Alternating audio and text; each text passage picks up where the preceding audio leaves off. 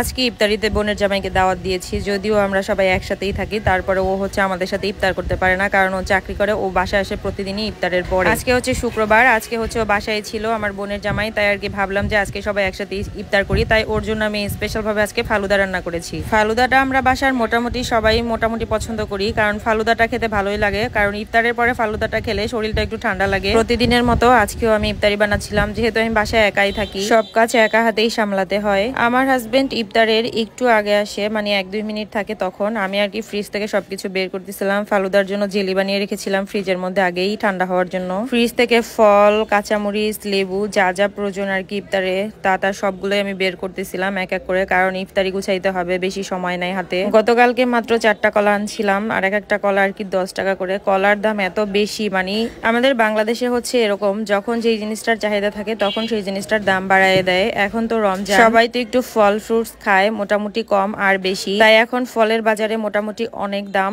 আগুন যে তাও না, কিন্তু মোটামুটি অনেকটা দাম আর কি। তো যাই হোক, আমি হচ্ছে এখন ফলগুলোকে সুন্দর করে কেটে নিচ্ছি ইফতারের জন্য। ইফতার করার আগে মনে হয় যে কত কিছুই না জানি ইফতারের পরে খেতে পারবো, কিন্তু ইফতারের পরে একটু শরবত খাওয়ার পর আর কোনো কিছুই খেতে ইচ্ছা করে না। মনে হয় যে পেট ভরে গেছে শুধু একটু শরবত খাওয়াতেই। ইফতারির জন্য বুট শুধু বাসায় রান্না করি, আর বেগুনি আর পেঁয়াজু বাহির থেকে কিনে নিয়ে আসি। এই যে আমি এখন জেলিটা কেটে কেটে নিচ্ছি, কারণ এটা কেটে পিচ পিচ করে সুন্দর করে তারপর হচ্ছে ফালুদার সাথে মিক্স করতে হবে। ফল কেটে নিতে হবে। ফালুদাটা রান্না করেই কিন্তু কাজ শেষ হয়ে যায় না, তার সাথে কিন্তু মোটামুটি অনেক কাজ থাকে। আমি আমার লাইফে 2বার ফালুদা তৈরি করছি। এর আগের রমজানে একবার ফালুদা বানাইছিলাম, আর এইবার রমজানে, কিন্তু গতবার রমজানেরটা ছিল মিল্ক ফ্লেভারের, আর এবার এটা হচ্ছে অরেঞ্জ ফ্লেভারের। যখন ভিডিওর মধ্যে ফালুদা বানানো দেখতাম তখন ভাবতাম হয়তো যে এটা জানি কত কি লাগে, আসলে এটা জানি কতই খেতে মজা, বানাইতে জানি কত টাকা খরচ হয়। এখন তো নিজের হাতে বানিয়ে দেখলাম অনেক বেশি খরচ হয় না। 1 কেজি দুধ লাগে, আর একটা ফালুদা মিক্স মশলা হলেই পুরো ফালুদা রান্না করা যায়। একটা ফালুদা দিয়ে আপনি প্রায় 5 থেকে 6 জন খাইতে পারবেন। যদি একটু কম কম করে মানে ফ্রিজের মধ্যে বাড়েন, তাহলে হচ্ছে 7-8 জন খেতে পারবেন, এরকম আর কি। আপনারা তো সবাই জানেন যে আমার একটা ফার্মেসি আছে।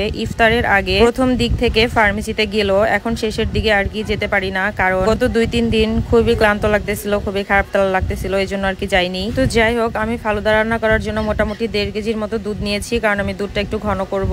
সাথে যে ফালুদা মিক্স মশলাটা ছিল সেটা আমি এখন দুধটার মধ্যে দিয়ে দিব, কারণ এটা কিন্তু অনেক টাইম জাল করতে হবে।